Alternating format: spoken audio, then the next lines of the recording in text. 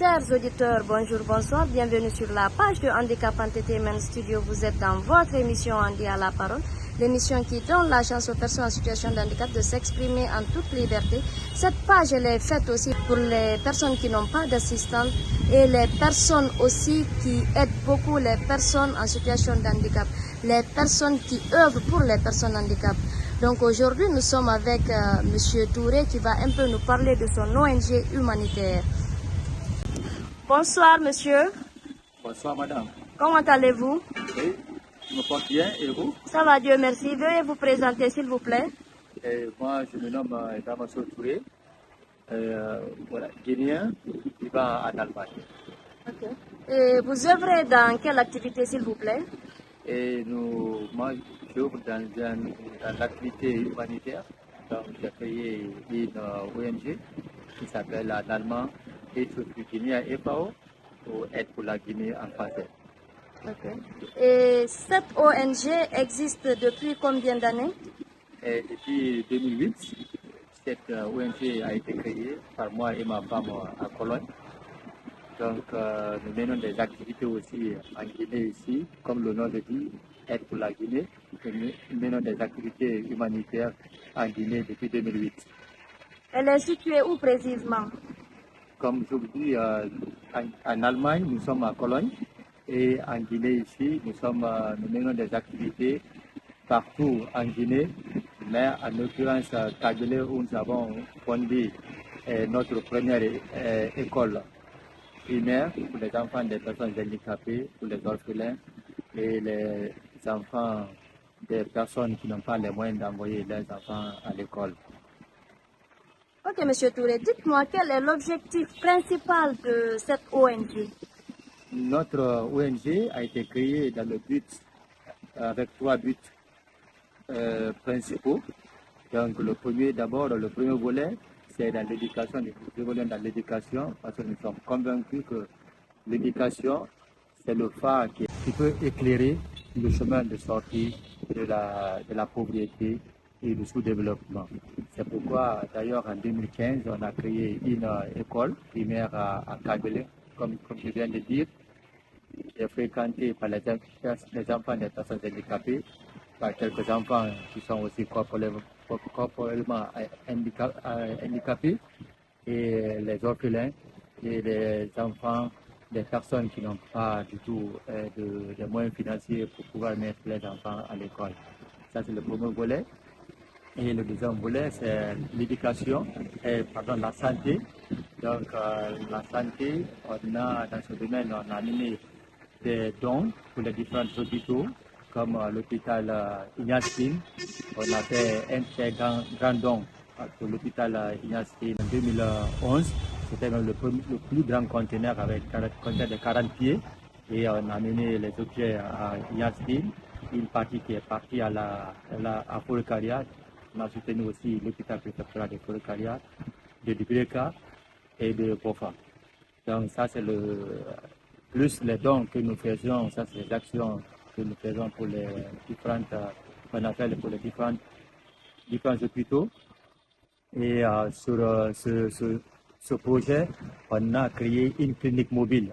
La clinique mobile avec un médecin généraliste à bord, avec 2 sages-femmes qui circulaient les villages, les différents villages pour apporter le soin primaire aux villageois et de partager gratuitement les médicaments dans les besoins aux villageois qui ont des besoins.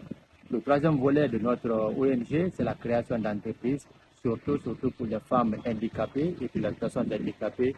C'est pour cette raison qu'on a créé aussi à Kabylie un atelier de couture, spécialement pour les femmes handicapées. Donc nous-mêmes en tant que ONG, on leur donne le travail en faisant des sacs et les tenues scolaires pour nos enfants qui fréquentent notre école.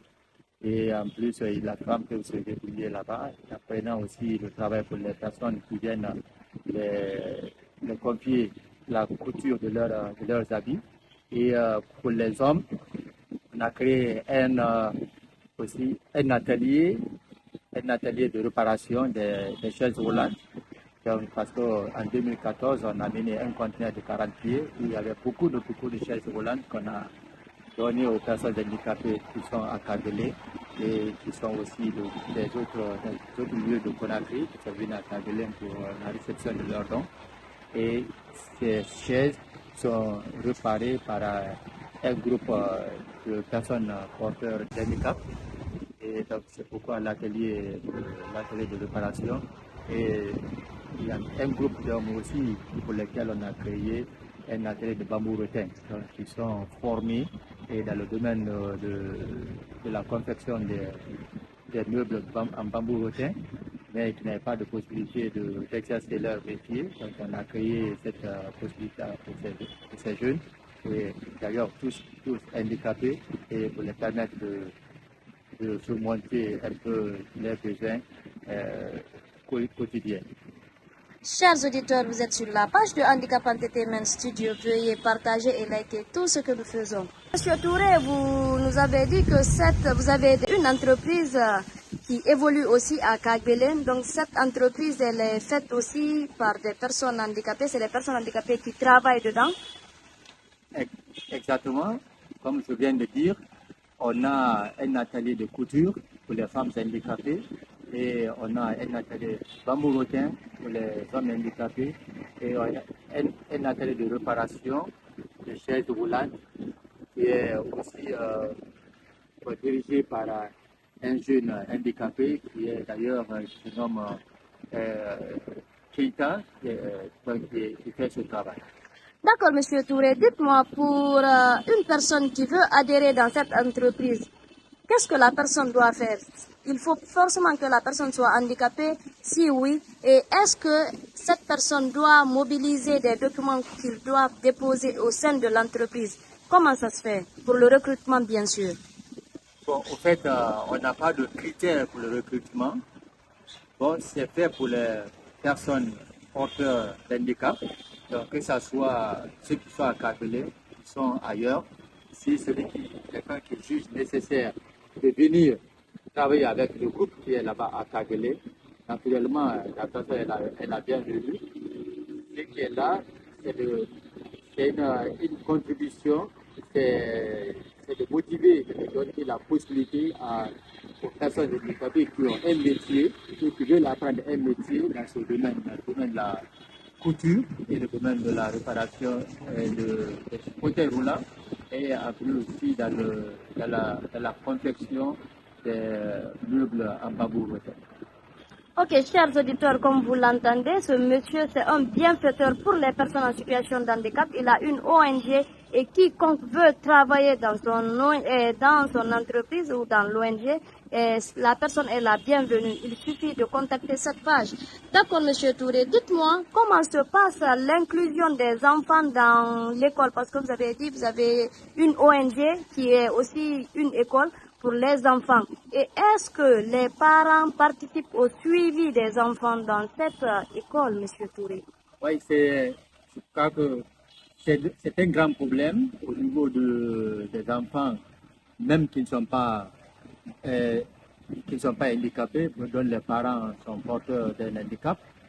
Donc le suivi est très compliqué et nous faisons la sensibilisation des parents d'élèves pour qu'ils suivent leurs enfants à l'école, parce que l'école, c'est une directive, un petit départ dans l'éducation. Donc, mais le contenu, l'apprentissage, la maîtrise de ce qu'on apprend à l'école, c'est à la maison. Malheureusement, ces enfants ne sont pas suivis à l'école et on sensibilise les parents pour qu'ils comprennent, même s'ils ne savent pas lire et écrire, mais dire à l'enfant, prends ton cahier, est-ce que tu as fait ton devoir, est-ce que tu as un devoir, est-ce que tu as fait, qu'est-ce qui se passe à l'école, juste expliquer un peu pour montrer à l'enfant ce que tu fais, c'est bien et nous voulons t'accompagner. Bon, les enfants qui portent un handicap, ils sont inclus parce qu'on a un jeune qui est Alassane, qui est assis dans un fauteuil roulant. Et d'ailleurs, son frère est tellement âgé, mais qui n'a jamais été à l'école. Il fait la même classe que son frère, il l'amène chaque matin à l'école. Et lorsqu'on était dans un bâtiment où il était à l'étage, donc le petit, même si ton frère n'est pas là, les autres élèves sortent pour le prendre, pour le mettre en classe. Donc il est à 100% exclu. Et ceux qui sont là, qui ont des difficultés de marcher ou de parler, nous avons aussi ces enfants dans notre école. Ils sont inclus et ils sont aussi soutenus par les amis de l'école et aussi par les enseignants. D'accord. Chers auditeurs, vous êtes sur la page Handicap Entertainment Studio. Veuillez partager et liker tout ce que nous faisons. D'accord, Monsieur Touré, dites-moi, d'où est venue cette initiative de créer cette ONG, ces entreprises pour aider ces personnes en situation de handicap? Et pourtant, vous n'êtes pas un porteur d'handicap. Dites-moi, d'où est venue cette initiative, Monsieur Touré? D'abord, l'initiative de créer l'ONG, c'était juste venir en aide aux Guinéens. Donner ce que la Guinée m'a donné. Parce que ma formation de base, j'ai fait le bac ici, en Guinée, avant de partir à l'étranger pour suivre mes études universitaires dans le domaine du sport. Et en Guinée, c'est la Guinée qui m'a donné la base de l'éducation, de la formation. Donc, je voulais retourner ce que la Guinée m'a donné en créant une ONG qui n'est pas restée en Allemagne, qui tout va chez moi, tout va bien. J'ai étudié, moi et ma famille, j'ai une entreprise qui m'appartient en Allemagne, j'emploie les Allemands, donc ma vie est faite, donc sans penser à ma source. Donc c'est pour cette raison et je sais quelles sont les difficultés que les Guinéens, que beaucoup de Guinéens ont. D'abord dans l'éducation, on dit que 30% de la population guinéenne a fréquenté, c'est lire et écrire. Donc je crois que c'est le chiffre qui ne peut pas lire et écrire est très énorme. Donc pour diminuer ce chiffre, c'est pourquoi c'était une idée qui m'a poussé de créer cette ONG. Et je sais que les personnes porteurs d'handicap ne sont pas respectés en Guinée, ne sont pas acceptés en Guinée. Il y a d'autres qui disent que celui qui porte l'handicap est exclusivement le mot. C'est un maudit et un mot que j'ai toujours détesté alors que j'étais ici. Moi, je dis toujours, personne n'a écrit une lettre à Allah de le faire un handicap. Et d'ailleurs, il y a beaucoup de gens, beaucoup de jeunes handicapés, c'est parce qu'il n'y a pas comment on appelle ça, de vaccination, de vaccin contre polio, donc qui peut le protéger contre certaines maladies qui peuvent les rendre handicapés. Donc toutes ces idées et tous ces problèmes m'ont poussé à créer cette ONG pour venir en aide à la population guinéenne, pour contribuer au développement de la Guinée, pour faire une assistance humanitaire aux Guinéens. Donc ce sont les idées qui m'ont animé à créer cette ONG. Chers auditeurs, vous êtes sur la page de Handicap Entertainment Studio avec notre cher bienfaiteur, Monsieur Touré, qui est un diaspora et qui est un Guinéen surtout. Donc nous invitons que les diasporas aussi agissent comme lui ou plus que lui.